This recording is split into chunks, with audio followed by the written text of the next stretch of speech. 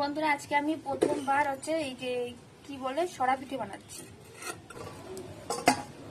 এত সুন্দর হয়েছে পিঠেগুলো, প্রথমবার বানাতে পেরে মানে এত ভালো হবে আমি বুঝতে পারিনি। খুবই সুন্দর হয়েছে পিঠেগুলো, তোমাদের দেখাবো, দাঁড়াও।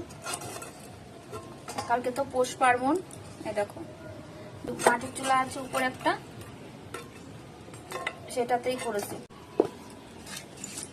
তো এই দেখো পিঠেগুলো কিন্তু সত্যি খুব সুন্দর হয়েছে, একদম পারফেক্ট।